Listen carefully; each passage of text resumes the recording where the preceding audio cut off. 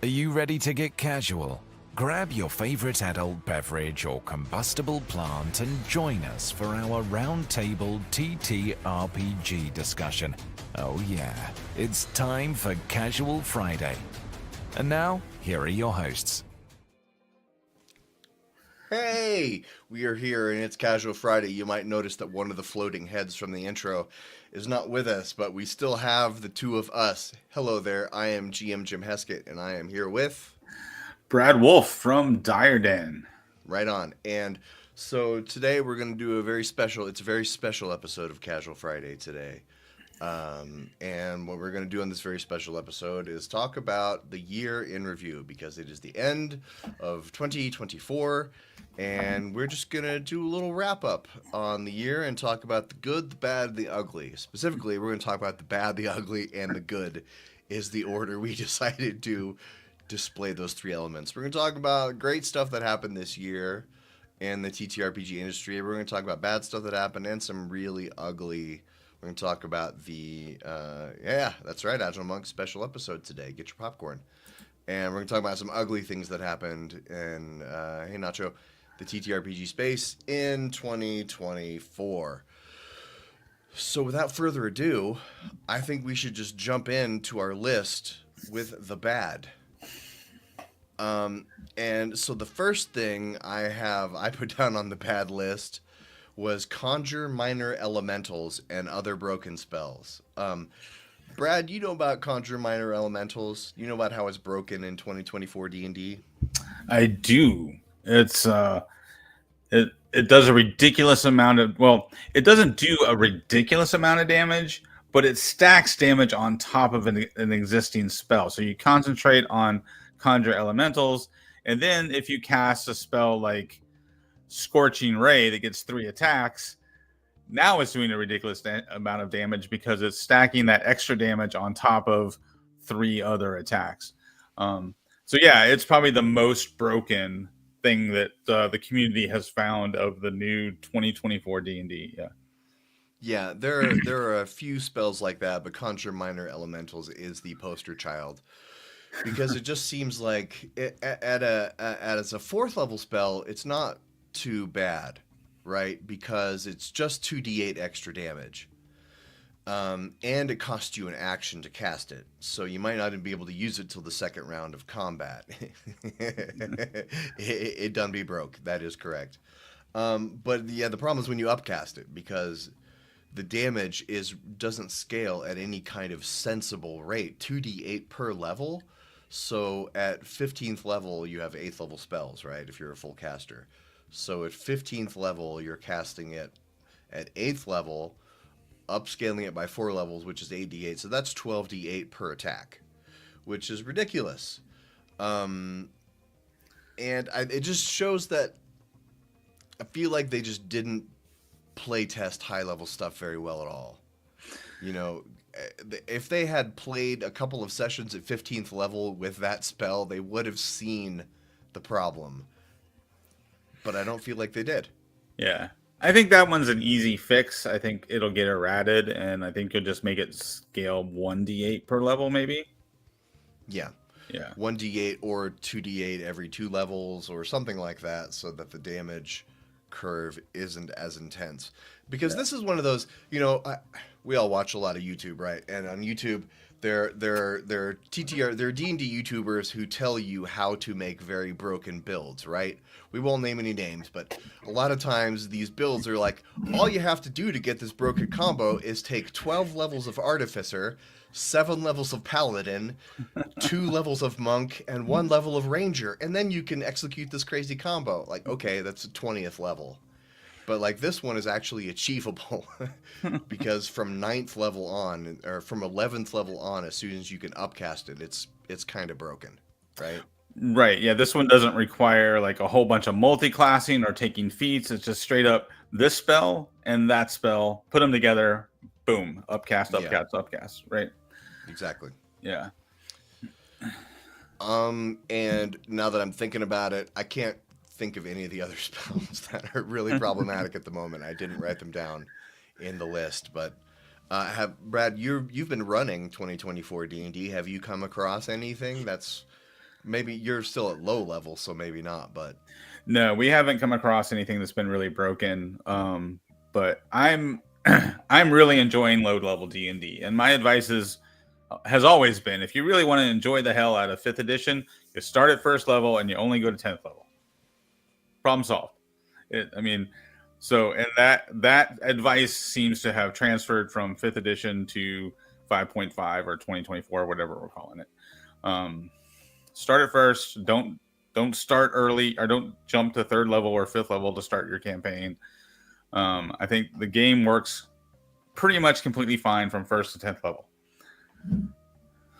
yeah, I'd say that's accurate. When Baldur's Gate 3 came out, I was first upset that it only went to 12th level, and then after I thought about it, I was like, well, no.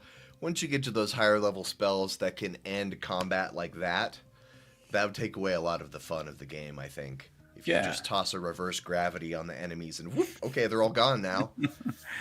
Yeah, it's pretty impressive to look at what Larian Studios did with Baldur's Gate 3, because they pretty much fixed 5th edition, right?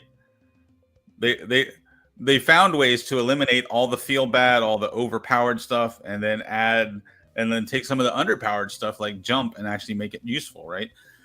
So the Baldur's Gate 3 folks, they just gave you a blueprint to how to fix 5th edition.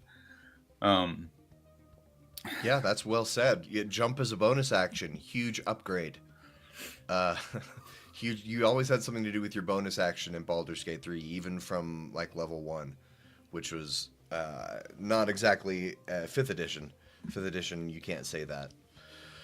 All right, so let's move on to our next item on the bad. The second item on the bad list is another thing from 2024 D&D. All the bad items are WotC related. No surprise. No surprise. Most of the ugly items are WotC related too. But another thing that's come out of 2024 D&D is crafting has some upgrades.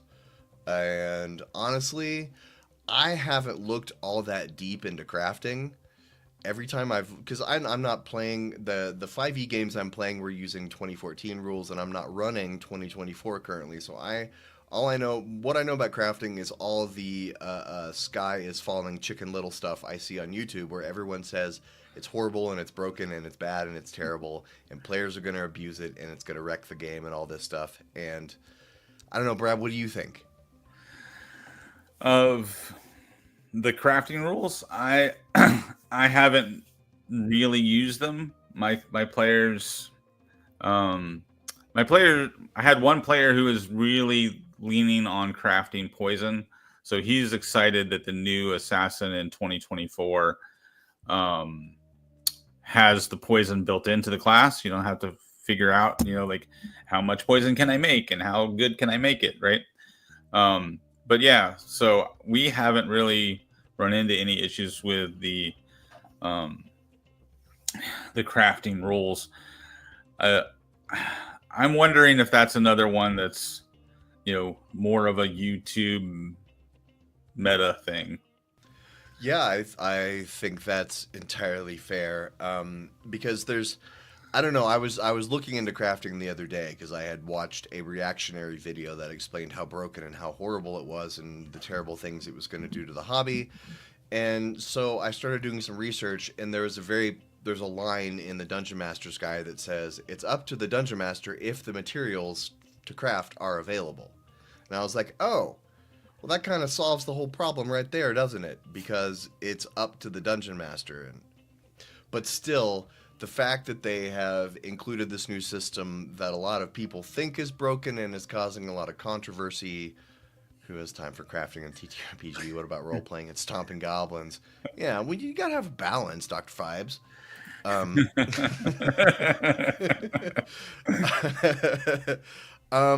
Yeah, so I don't like what it's doing to the hobby, what this crafting changes has done to the hobby, the way that people are screaming about it. And I've never played at a table where crafting was a big thing. Like I've been in games, I've run games where players wanted to craft stuff and I just went by the rules, and then they crafted it and then they had it and then it wasn't a big deal afterward. They weren't like, I'm going to start a business in this world making shields to sell them. I've never had that come up. It's never been a big deal for me. Yeah, and I was going to ask this question. Twin Steel just brought up. I think part of this is people are just disappointed because they told us they were going to make new crafting rules, and it wasn't a significant change. I think that that's entirely fair. Yeah, I think that's the real issue is that people are disappointed that it wasn't the crafting is not more interesting. I think people want it to be interesting. Like I know there's crafting in video games. I'm trying to think. Like Skyrim, I did a shit ton of crafting in Skyrim, but the crafting itself wasn't fun. I was power gaming, so I did a lot of crafting, but not because the crafting itself was fun. It was because I was trying to power game my character. I wanted specific things I could do with my magic swords, and I wanted specific things I could do with with my armor, right? So I think the motivation was there to craft in Skyrim, but it was because it made your character more powerful. And that's not something you really want in a tabletop RPG because it's supposed to be collaborative. Yeah. And if everybody's trying to build the most OP character, it really sucks the life out of the role play and the camaraderie of the characters that you're role playing, if that makes sense. Yeah, 100%. Yeah, and Twin Steel to comment here. They always have the D&D designers sit down to do these fireside chats. They have Jeremy Crawford and Chris Perkins and Mackenzie DeArmas and James Wyatt. And they get these people that are not PR people. And they probably give them some kind of media training, right? They have people come in and tell them how to not breathe loud on camera and stuff like that. But they don't, these people aren't good at promotion. They're probably told, you got to pump up the product. And we're like, crafting. They, improved it 10%, but they're like, we can't say that. You can't say you improved crafting 10%. Nobody's going to buy the book. D&D needs more quicksand in general. In game. There's plenty of quicksand outside the game, right? Absolutely. Watson keeps creating quicksand drama in the community with all their poor decisions. Yeah. We will get to that. Okay, so the next thing on the bad list, it was earlier in 2024 we were promised they were going to be releasing a 50th anniversary adventure for Dungeons and Dragons that was going to unite all the different streams into one, and that came out as Vecna Eve of Ruin. And I reviewed this adventure on my channel, and it was a big hit. I ended up making like 3 videos on it within a week. And it's not good. It's not good. I could go into lots of details about why it's not a good adventure, but I know they set out with the goal of taking the entire history of D&D and putting it in one 256 page book. And I feel like they got lost along the way, and that they probably ended up accomplishing all those goals because it has, like, every chapter is like a greatest hits from some D&D era. You go to Eberron or you go to Barovia. It's like it's like skipping around it, but it's a lot more like being on a monorail than it is playing a D&D adventure. Yeah, it was ambitious. It was ambitious, and I think they dropped the ball. This could have been a really, really awesome adventure. Vecna could be a really awesome bad guy, but they didn't. They dropped the ball, and it was very disappointing. Yeah, and I think Wizards and Wordslingers should have been on our good list. Because I'm impressed, Jim, with your ability to do reviews. I don't do a good job of putting myself in like the new DM shoes when I read an adventure. So I read an adventure, I'm like, oh, this is Vecna Eve of Ruin is chock full of good ideas I can steal. Like I don't conceptualize it as I have to run it the way the book says it. So I'm not good at doing. That's why I don't do reviews usually on my channel of adventures. I'll do more like how to run the adventure kind of stuff. But yeah, I'm impressed with your ability to do good reviews of stuff. So Oh, well, thank you. I appreciate that. Full disclosure, I did not read the entire Vecna Eve of Ruin. There's 256 pages, and I had like 3 days to get the review up. I read the first couple chapters, the last couple chapters, and then I skimmed everything in between, and I'm 100% sure I got the correct gist by skimming a lot of those middle chapters. But thank you, Brad. I appreciate that. This is interesting.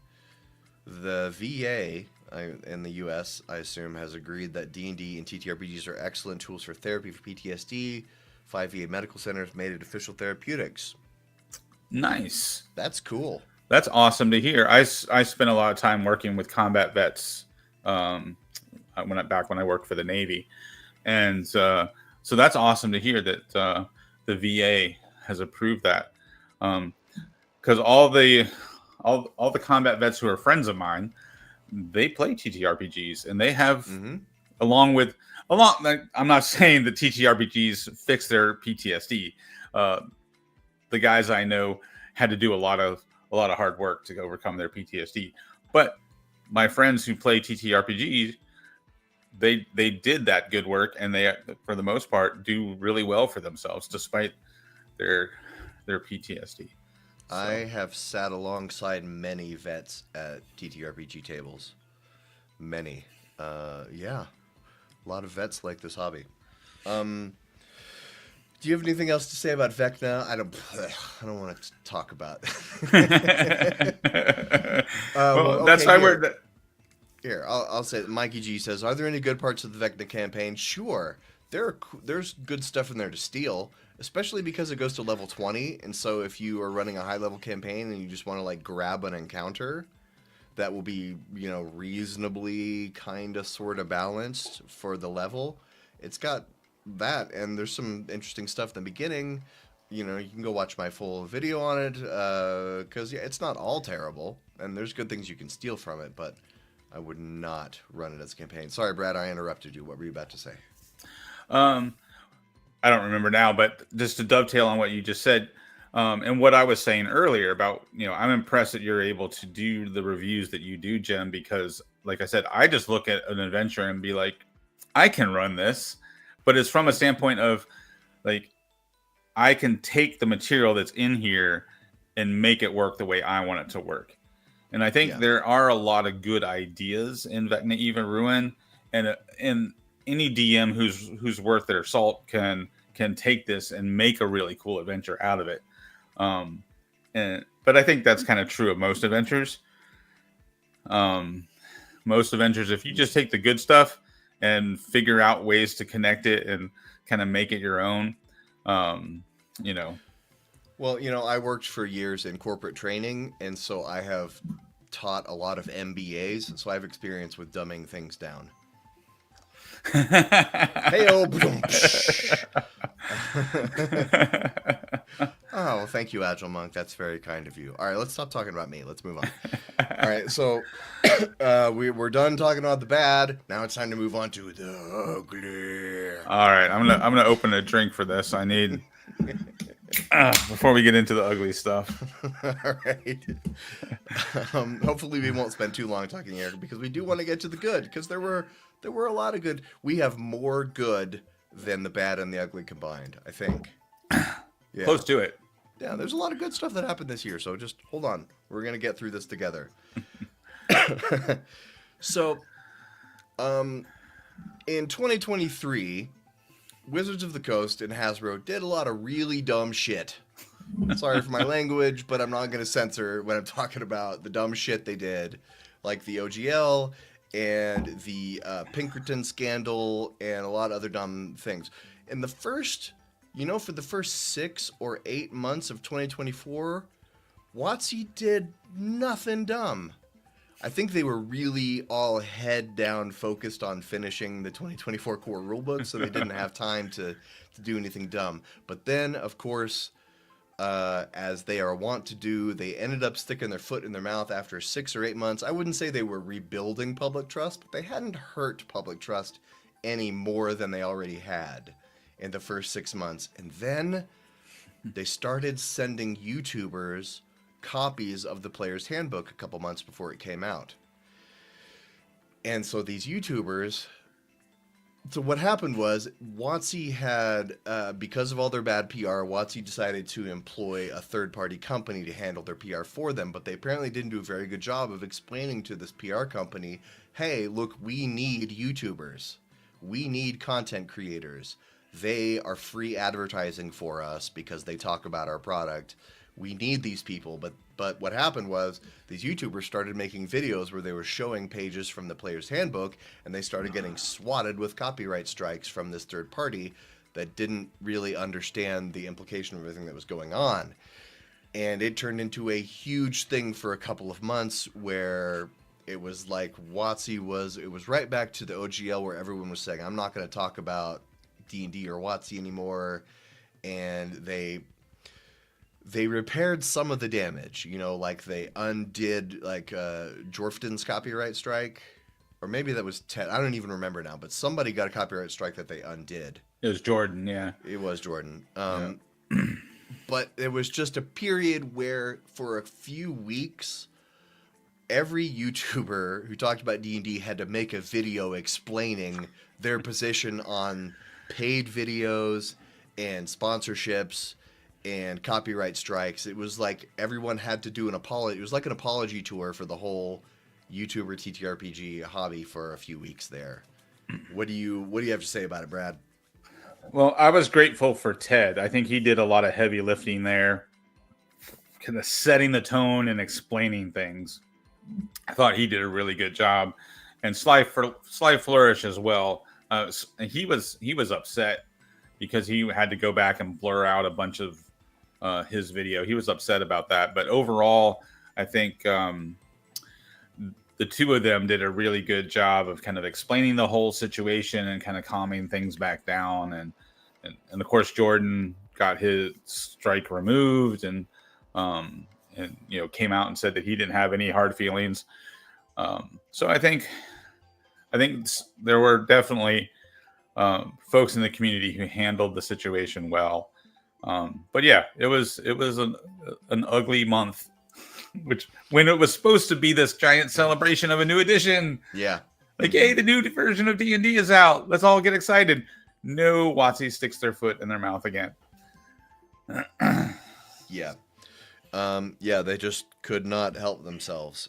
And so as far as I know, there were no serious dramas with the Dungeon Master's Guide advanced copies. I think the people who were copyright struck probably decided not to cover it. I don't think we saw nearly as much coverage on the Dungeon Master's Guide before it came out compared to the PHB. Right, and those people who did cover it, they didn't show pages at all. There was some clarity made, like they clarified you can show pages, but just not entire chapters at a time. But then nobody wanted to mess with it, so I don't think anybody showed pages from the Dungeon Master's Guide. Like all the Dungeon Master Guide stuff, people just talked about it. Yeah, and the problem wasn't that WotC was being evil and WotC wanted to hurt content creators. The problem was that just poor communication, which I think is probably the same thing that happened with the Pinkertons.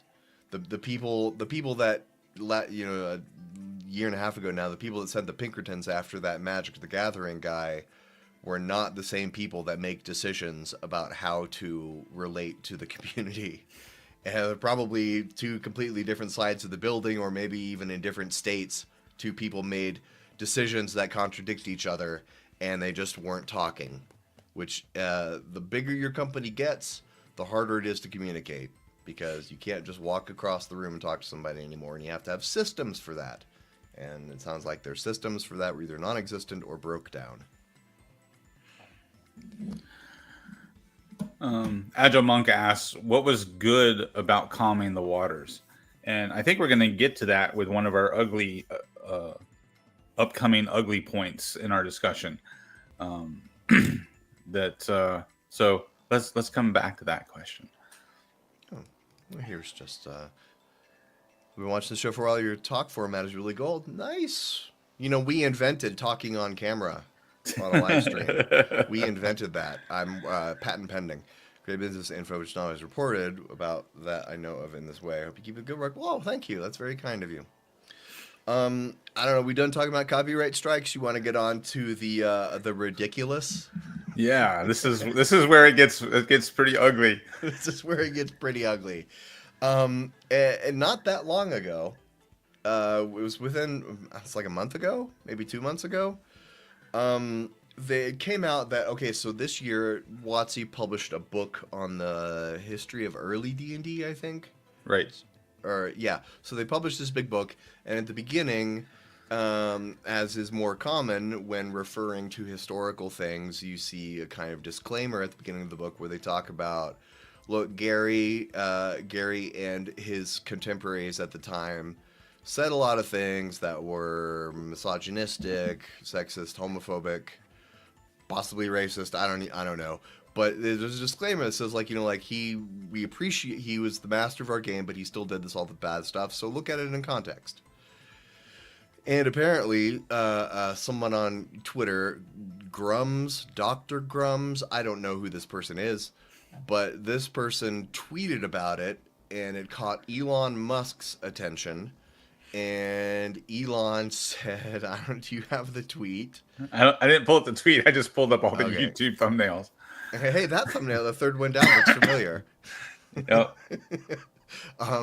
So Elon said no one should ever slander Gary Gygax and WotC should burn in hell. Now, as we all know, Elon Musk is a troll. And he says troll things that he doesn't mean all the time. Then a couple days after that, he joked about buying the D&D IP. Elon has joked about buying many things. One thing he joked about he did buy, which was Twitter. But he's joked about buying MSNBC. He's joked about buying Wizards of the Coast. He's joked about a lot of stuff. But the point is that D&D, which is the tabletop hobby is a fraught space of argument.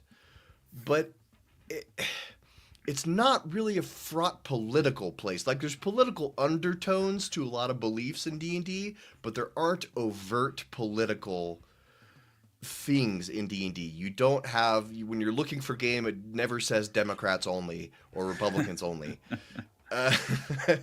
But because Elon Musk is a troll and also one of the most popular people in the entire world commented about it, all of a sudden, everyone in the TTRPG hobby had to have a discussion about Elon Musk, and everyone's personal political beliefs came out, and it got very effing ugly for a few days. And I don't know, Brad, what do you think? Yeah, I think Bob the Builder made the best point. Is like, just remember, this is a guy who owns a platform that's designed for people to argue with each other.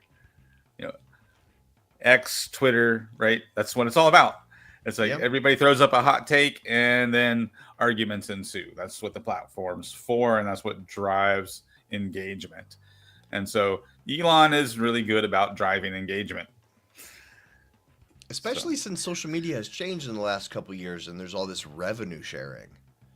There's revenue sharing now. So if you have a tweet pop off, you can make some money. So people are extremely incentivized to pop off and say crazy things that are going to get a lot of attention. They call it engagement bait, is the phrase for all that now. And if you post something on social media and it gets popular, people will accuse you of engagement bait. It doesn't matter what you say. If it's popular, it's engagement bait. And I don't know. I don't really want to talk more about Elon. We addressed it on the show a few weeks ago. But it was ugly. It was really ugly, and blue checks, baby. That's right. This was something that was not on the list. Dixon Dubois, the creative relations manager for D&D, was let go, and that was also some. Maybe we're going to talk about this in the YouTube part. But yeah, this did get painted all over YouTube as massive layoffs at Hasbro when it was one person, as far as we know. But yeah, it is too bad. Dixon was a good guy. I know a lot of people spoke very highly of him for creator relations. All right, moving on to the third of our fourth ugly items. The third ugly item is, you might remember, I think it was a couple years ago now, that there is a company that makes tables called Wormwood, and they make gaming tables, very expensive, very fancy gaming tables. And a couple years ago, they got in pretty big trouble because there was a sexual assault scandal, and they didn't handle it very well because they talked about it on a YouTube video and put it out there for the world to see. And then things quieted down. I think the CEO left and came back in between these two scandals. But recently, only a couple weeks ago, we had another ugly scandal well, not a scandal, but another ugly piece of information come out of Wormwood, that they laid off a bunch of their staff right before Christmas, which is a dick thing to do, and lots of companies do it. It's the best time of year to lay somebody off, unfortunately. And they, as is their trend, they made a video about laying off people, or they made a video about the CEO talking to everyone who was left after the layoffs, and it was in very, very poor taste, and it was very ugly. What do you think, Brad? Yeah, I'm surprised that they're even still making money as a company. I think, and maybe that's, what we're watching is the death of this Wormwood company, as they, continue to do things to make themselves look bad. And this is a company, we talked about this before, where you pay for the table up front and then they make it. So that involves a considerable amount of trust. So it's just dumb of them to do things that are going to make themselves look poor. And then that's going to undermine that trust. Why would I give you thousands of dollars to build me a table when I don't trust you as a company? If you are out there and you work for a company that makes gaming tables, or somebody that works for a company that makes gaming tables, tell those people at the gaming table companies to snipe away all of Wormwood's employees, because they're probably good people and they're probably good workers. It's not their fault that their company is going under. It's really bad management. So steal all those employees. Go steal them. You can just go tell them, hey, you want to work for a stable company where we won't put your trauma on YouTube? If we fire you, we promise you won't end up on YouTube crying while you carry a cardboard box out of the office. Yeah. The unfortunately, the only person I know who makes quality gaming tables, I met him at Green Dragon Fest. I think he only has one employee, so his business isn't big enough to hire more people. Yeah, I think Wormwood's kind of the king in the industry. Yeah, unfortunately. But hopefully he's getting more business now that Wormwood is self-destructing. Yeah. All right, so moving on to the last item on our ugly list. And this is something Brad added to the agenda, and so I should probably let him talk about it. Brad, tell us about rage bait on YouTube. Yeah, I wasn't the one who came up with this term. It was the folks over at the Eldritch Lorecast who coined this term, but they referred to it as the rage bait meta. And that's the idea that the meta of YouTube, ever since the OGL thing popped off in 2023, the meta of YouTube has all been so focused on clickbait and rage bait videos that has really caused our community to focus on the negative, and that and hopefully, we're starting to see a shift away from that. I think we have started to see that kind of trend start to die down a little bit here at the end of this year. So that goes back to Agile Monk's question about what was good about kind of calming the waters after the copyright strike debacle. And I think it's important for us as a community, obviously when in the case of the OGL, it was important for us to kind of rally together and tell WotC how unhappy we were. And I think the YouTube community was instrumental in the backing down from the new OGL that they tried to implement, and putting fifth edition into the Creative Commons. I think our community did a good job of standing up to WotC, and I think it was a net positive result. But then at the same time, our YouTube community has continued to kind of realize the success of these rage bait thumbnails. It's pretty easy to just jump on whatever the latest scandal is and get a video to get a bunch of views. But I think that it starts to create an echo chamber of negativity. And I know, having talked to some other content creators, that's starting to lead to some burnout. I talked to one of the bigger content creators a few weeks ago, and they were kind of making a determination that they weren't going to do like news related videos anymore, and they really wanted to get back to the how to and help you run your game style of videos, and really wanted to get away from all the trending videos. So, and I think that's a good trend if we as a YouTube community can move further and further away from the drama clickbait stuff. And I don't know specifically, but I think that was part of the reason behind Kraken Week. And that's probably something that should have been on our good list.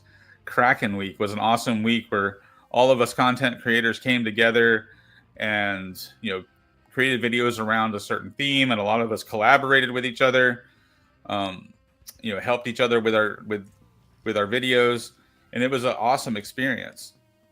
So I think, I think it's clear that a lot of us don't want to make those kind of videos, but I think some folks are kind of trapped in the loop because that's, what their viewership is starting to expect. It's hard to resist the pull when you get a bunch of clicks, get a bunch of views. It feels good. And it is, like after the OGL, there were a lot of YouTubers who said they would not cover Dungeons and Dragons anymore. That whatever they do, they would not cover D&D. And a lot of YouTubers discovered their viewership plummet because it's hard to sell with integrity. That's sales is easy if you have no integrity. If you have integrity, it's hard to sell. I think it's the lesson there. Should we move on over into the good? We can put all this crap behind us. Yeah, I think I'm ready to move into the good stuff. So we have done the bad of 2024. We've done the ugly of 2024. Now let's talk about the good stuff. And should we start with Kraken Week? Yeah. It's not on our list, but I think we should. I think I just added it. Yeah, you're right. Kraken Week was an initiative that was formed by Jenny D and Pointy Hat in June, I don't remember, about 6 months ago, where these two very big powerhouses in the TTRPG industry decided to put out videos about seafaring for a week. And they recruited a whole bunch of YouTubers, and word got out. And so we all made a bunch of videos about seafaring, the ocean, krakens, anything to do with the water. And then we all put all these videos out at the same time. And there was like a big mystery campaign before it that was very fun, where you're teasing about Kraken Week and nobody knew what it was. That was very fun. And I hope we do it again next year. I really hope that Ginny and Pointy Hat will organize another one. For sure. This question asks about how many Shark Weeks are there now, and I found this out this year because where I get my hair cut, the ladies who work there don't want to have sports on all the time, but that's kind of the theme of the place, and so they were very excited when they realized that obviously Discovery Channel has Shark Week, but one of the other channels does a Shark Month. Oh. So it wasn't. They were able to go 3 weeks without sports content because they were focused on shark content until their boss figured out. Wait a second, Shark Month? I thought it was Shark Week. Um, so, but yeah, I think it'd be awesome to do more things like that. But I also know from comments Jenny D made that that was not easy. There was a lot of work that went into curating that and being in charge of all that. Yeah, I don't know if they're going to do it again this next year or not. We will find out. But if not, maybe there's some other kind of community event we can organize around. But I think the fact that Jenny D and Pointy Hat are very large channels had a lot to do with them being able to easily draw. They use the magnet marketing to very easily draw all the creators to them. But it was great. I got to meet so many people. I'm Discord friends with some big YouTubers now, which is pretty cool. I can talk to them and say, hey. All right, so the next thing on our good list is Gen Con. I don't know a lot about. I didn't attend Gen Con this year. Brad, do you want to talk about this? Yeah, I didn't attend either, but what I thought was good about it was that it set record attendance with 71,000 people and over 540 companies in the doing exhibits. So it was the largest Gen Con they've ever had, and I think that just is a sign that hopefully as a RPG community, but as just a world as a whole, we are kind of over the whole COVID thing. That conventions and big events are kind of back on the map, and that was one of the things that I thought was really good about the success of Gen Con. And again, Gen Con and all the cons, Gary Con, all the different cons are just a great contribution to the RPG community, and it's a way for a lot of smaller companies to get out there and get exposure and show off their games and release new content for their games. Because obviously the big companies, like Games Workshop and Wizards of the Coast, draw people to these conventions. But then while you're there, you get to find all this cool stuff from all these smaller companies and independent companies. So I think cons are a big contribution to the TTRPG community and the wargaming community. And Mikey G, next year we will pitch Quicksand Week instead. We're gonna see 50 YouTubers all make a video about quicksand. I think it's awesome that there were 71,000 people at Gen Con. I mean, I'm sure a lot of them came home with con crud. That's a lot of people packed into a small space, but the world is healing. That's great. COVID sucked. I hated being trapped at home for 2 years, and I didn't make it to Gen Con this year. Hopefully next year. I'm gonna start thinking about my travel plans for next year pretty soon. But okay. Brad just snuck one into the agenda. That's a good point here. I didn't notice. The second thing on our good list is it was a good year for D&D related TV. We had some pretty, not on the Fast channel, of course. The D&D Fast channel is The Forgotten Stepchild. I made a video about that. The video didn't do well, but I'm super proud of it. I like to do that sort of investigative journalism stuff. It doesn't get views. People don't care, but I love it. And I'm going to keep doing it because I like it. So this year we saw Delicious in Dungeon, which was amazing. I loved it. I watched it with my 10-year-old son. He loved it too.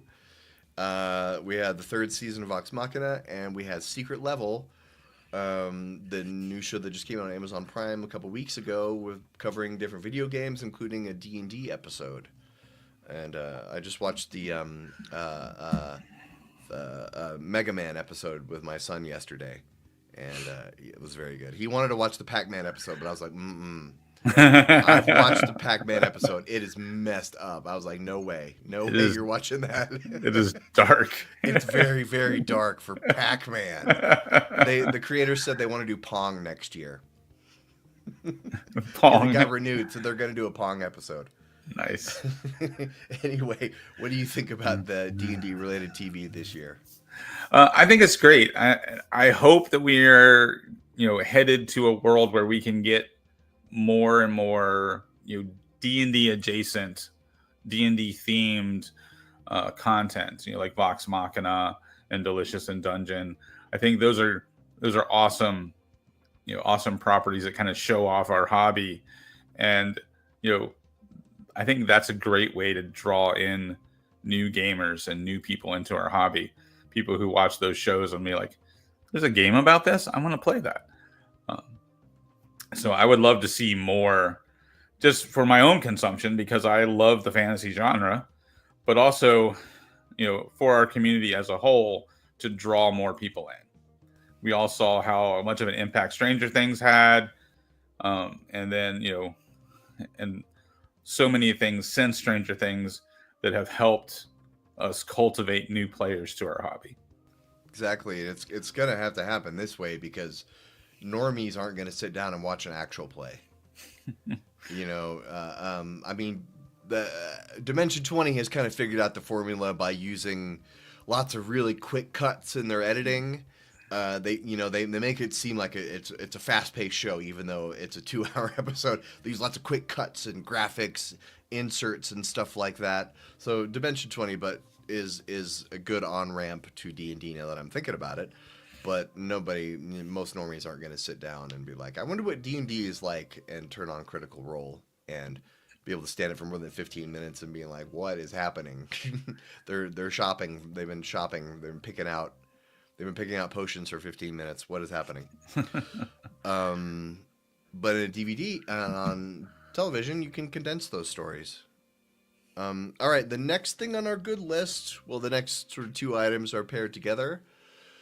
That's the 2024 Player's Handbook and the 2024 Dungeon Master's Guide. I would say the 2024 core books, but one of them is not arriving until 2025. But the PHB and the DMG, while they're not perfect, skip back about 40 minutes in the episode to hear us talking about Conjure Minor Elementals. It's not perfect. These books are not perfect, but I was really impressed. They were way better than I was expecting them to be. Both of them, the PHB and the DMG, in terms of organizing information, in terms of the way it's presented, what they choose to include and leave out. Just chef's kiss. Better than 2014 in almost every way. Yep. And I think every time Wizards of the Coast puts out a new version of Dungeons and Dragons proper, it helps the hobby, right? Even when they mess it up, like when 4th edition came out and it was not nearly as popular as 3.5 was. Because whenever, Dungeons and Dragons puts out a new edition, there's a variety of things happen, right? You get new players coming in just based on the fact that there's a new edition of the game. You also get old players who move on from the game and play other games. Like when 4th edition came out and a whole bunch of people left D&D to play Pathfinder, right? And then, and so you have, I would just say it this way. When the new official edition of Dungeons and Dragons comes out, it helps every other D&D adjacent game. Because, folks in the OSR can draw new players who aren't interested in the newest edition, or, it builds the hobby as a whole. So it's just good for the hobby, whether it's a good version or not.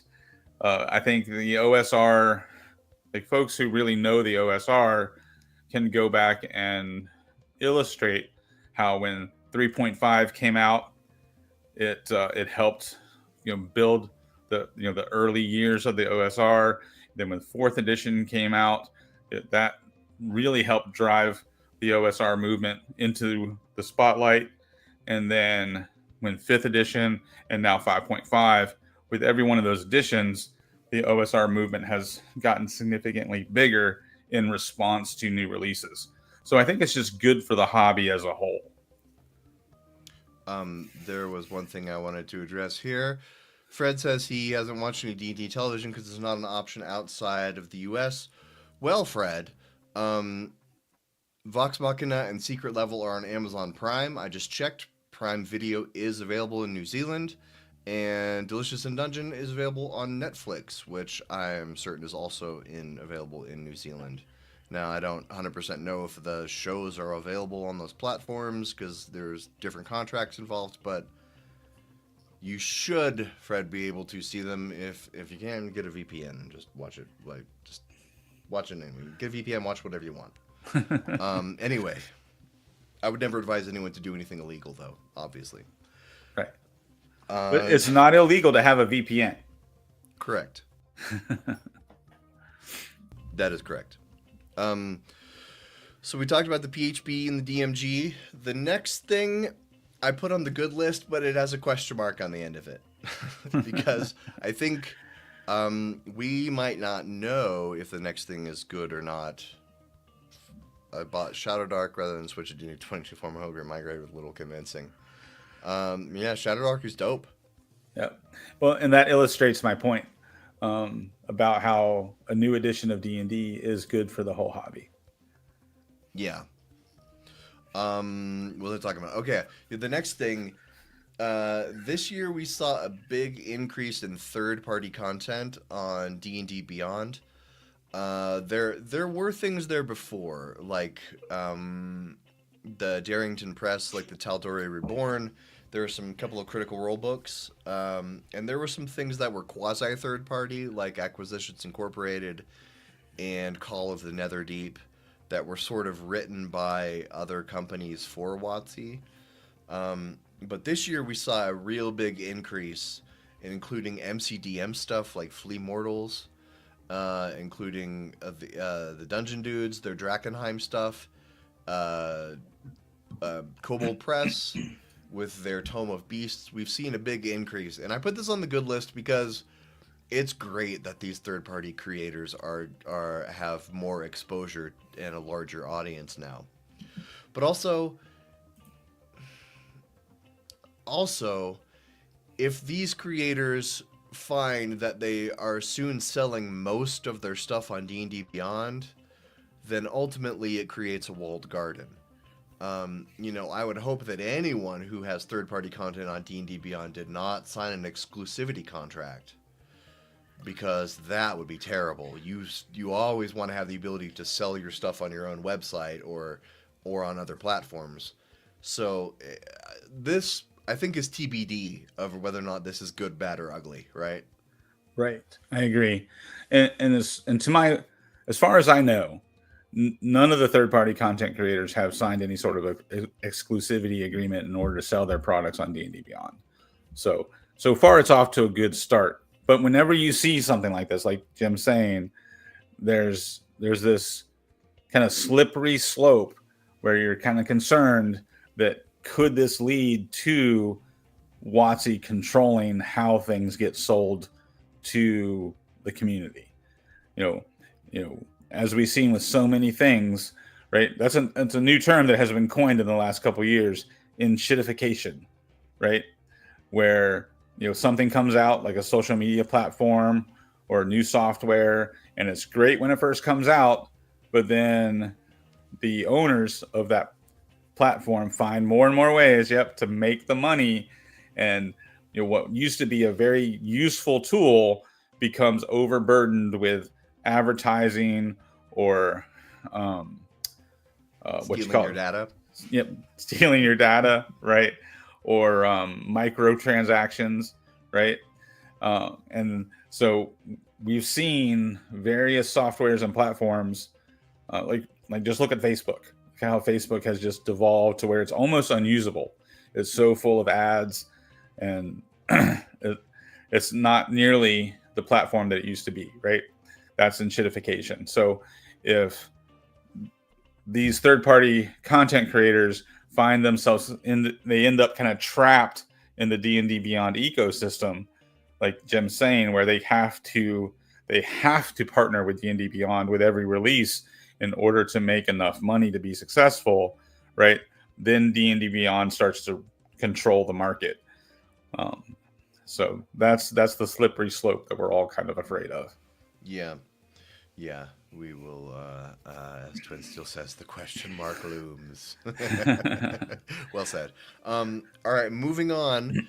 This year we got a couple of starter sets. I don't. This is Brad. Brad, take it away. What's happening here? Well, and one thing that I always point out is I follow the wargaming community. I used to play a lot of Warhammer 40,000 back in the day. At a fairly competitive level. I used to play like local tournaments and stuff like that.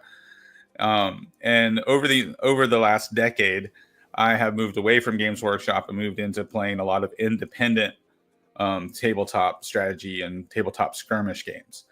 And remember, D&D started by a group of guys who used to play war games, right? So the wargaming community and the tabletop community, you can follow the trends and you can see the impact of those trends on the two different styles of games.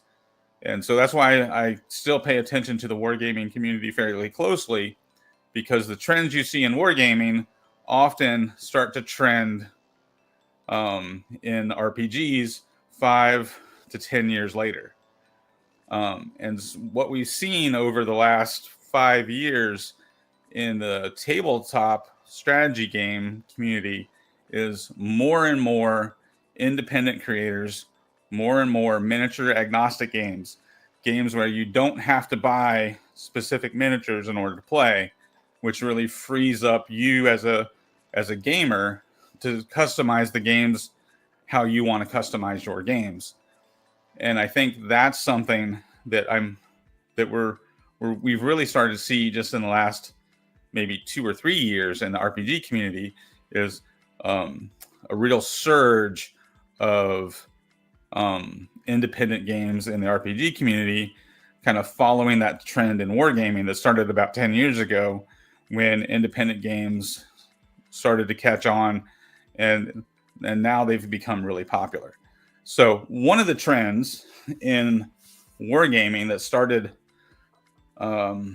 really started a couple years ago, but really kind of came into fruition this year, are affordable starter sets, box sets that have everything you need to play in the box set. And I just think it's a great development for miniature wargaming. And one of my favorite examples is Steel Rift. And this is one of the starter sets from Steel Rift. This one little box has everything you need to play. It has 6 giant mechs that you can shoot your friend's giant mechs with. And it's a cool skirmish game. And it's got the rule book. It's got the models. They're quick build models that you can get on the table. Like, I opened my box up and I had my miniatures assembled in like under an hour, and was able to play the next day. So it's a cool trend in the wargaming community to have these starter boxes that really make the hobby accessible. And so I bring that up because, let's see here. So this is Steel Rift. It's by Death Ray Designs. But what has happened this year is the company who makes these epic encounters. Some of you D&D players might recognize this. This is basically an adventure in a box. And you can take two boxes and put them together and make a 3-arc adventure campaign. And it has the module that explains the adventure to you, and all the miniatures you need, and a flip mat with 2 different environments. It's all packaged in one box. You get your miniatures, you get your story, everything in one. And these are these epic encounters are designed for 5th edition, but they're pretty straightforward. You can use them for any RPG. And the cool thing is that this company that makes the epic encounters, here's another example of the epic encounters. They have recently purchased the game War Machine. So they now own the rights to War Machine, which like 8 years ago, 10 years ago, was considered a big competitor of Warhammer 40,000, probably the closest thing that Games Workshop has ever really had to a competitor. And unfortunately, their company fell apart and went out of business. But Steamforge, who makes those epic encounters, Steamforge bought the rights to War Machine, and now they're publishing starter sets for War Machine and are kind of reviving this game. And the other thing that Steamforge has done is they have partnered with Free League, and now they have a Symbaroum box set. So Symbaroum is a D&D campaign setting made by Free League, and so they have partnered with the folks who make Epic Encounters to make basically an Epic Encounter style box set for their campaign setting.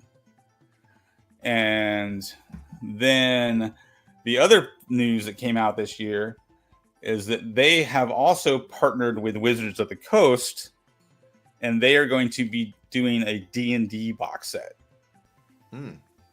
So we are eventually going to see an official WotC D&D product made by these same folks in the same format, where it's going to be a kind of a starter set for Dungeons and Dragons that's going to include miniatures with it.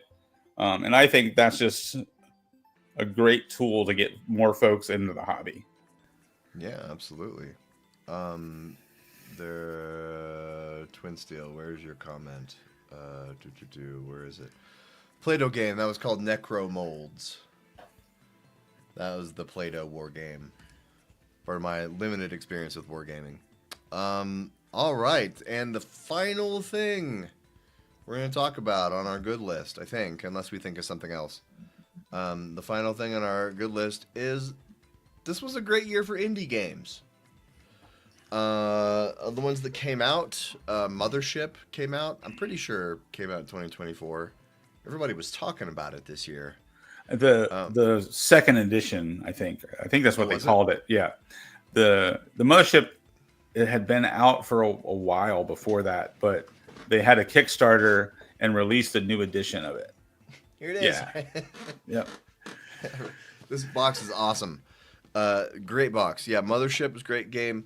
Also, Eat the Reich, which I've read a little bit about, is by Grant Howitt, is one of the authors of Eat the Reich, and that name might sound familiar if you've watched any of the One Page One Shot Club.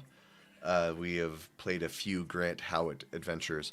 Also announced this year, but didn't come out, was the Cosmere, the Brandon Sanderson TTRPG, which apparently he's doing different TTRPGs per world. He's doing a different one for each of his worlds. And I don't know a whole lot about that. I looked into it very briefly. I'm a big fan of Brandon Sanderson, a big fan of his fiction. So I don't know. We're going to see how this game is when it comes out. And the other game that was announced this year but didn't come out was Daggerheart, which had an open beta during the summer. I played it. I ran it. I thought it was great fun. I can't wait for the final version to come out in about 3 months. I'm definitely going to run that. But yeah, Brad, do you know any other indie games? You got any thoughts on this? It was a big year for indies. Yeah, well, Twin Steel is blowing up the chat with a lot of good ones. Draw Steel, that's been in the works for a while, but it finally got its own name. I don't know if I love that particular name, but it's got its own name. But that's Matt Colville's RPG, and then Vagabond, which is. Did that come out? I'm not sure if it's out yet, or I'm not sure where he's at in the process. I know he's getting close, but that is Indestructiboy's game that he's been working on. Nimble. Now, Jim, that one came out, right? And you got a chance to play that one. I didn't know that came out this year, but I played Nimble with, I think Ryan was there, and a couple other friends of the channel, like Stephanie Plays Games. Nimble was fun. That was that was fun.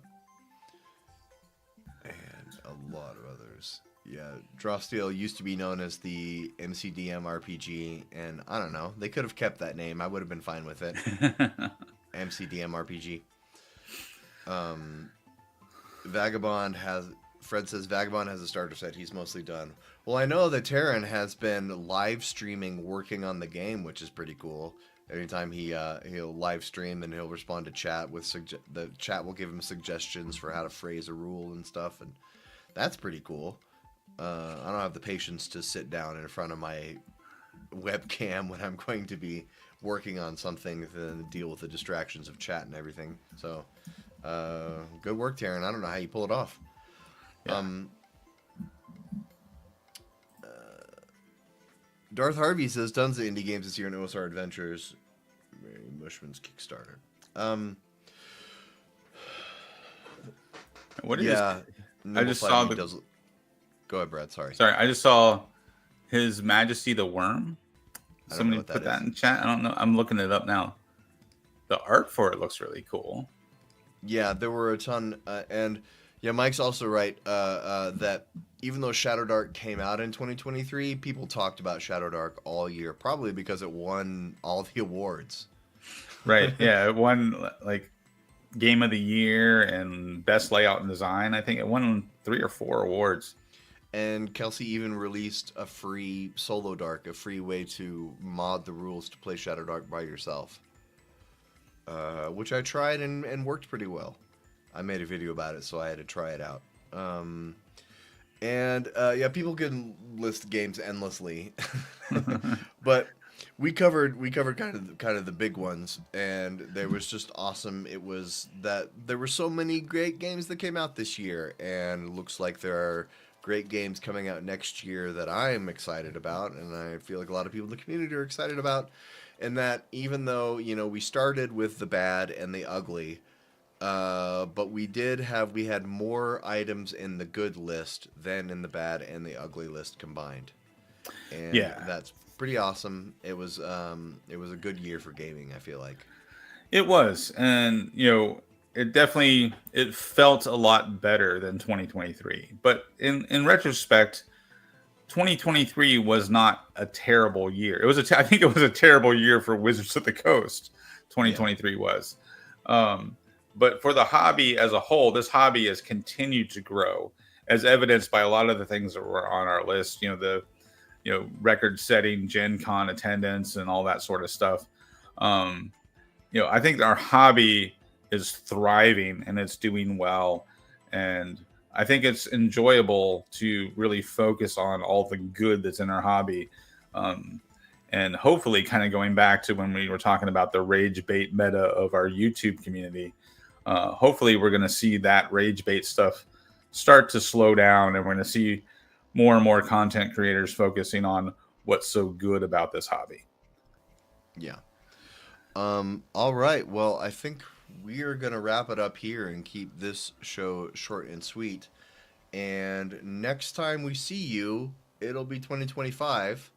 And as far as I know, all 3 of us are going to be back next week doing the regular thing, the regular show. This has been our special show. Brad suggested we wear suits, and I just didn't reply to him because there's no way I wasn't going to put on a suit. That's why I ghosted you, Brad. I was like, I'm not doing that. I thought it'd be cool, kind of an award show style. Like, who are you wearing this year, Tim? I don't have a red carpet here in my room. Yes, thank you for watching. You know, this concludes the first year of Casual Friday and Landlocked Warlocks. I started this podcast like 6 months ago, reading D&D horror stories on a Friday because I had nothing else to do. So I turned on the live stream camera and I called it a podcast. And then these 2 guys, well, one of them's not here, but this guy and Ryan joined me, and them joining me turned it into Casual Friday. Actually made it the show. And so I'm grateful for everything, you guys watching, and you over there, Brad. And Ryan is not here, but he's still with us spiritually. Thank you guys for joining me on this journey, and I'm excited for what Landlocked Warlocks is going to do in 2025. Yeah, and thank all of you. There's so many great comments today, you know, pointing out like how much you guys enjoy the show, and I thank you for tuning in, and thank you for being a part of this, because obviously it couldn't be a live podcast without you guys. Yeah, thanks for showing up today. Especially, I was joking with Brad before the show about how we were going to have 2 people watching because everybody's traveling, holidays and stuff. Any other closing thoughts, Brad? Yeah, I'm excited for 2025, both as a community, as a YouTube channel, and as a collaborator on Landlock Warlocks. I'm excited to see what the new year brings for all of us. Right on. So this wraps it up for us. Thank you. And you know what? We're going to see you in a week. All right.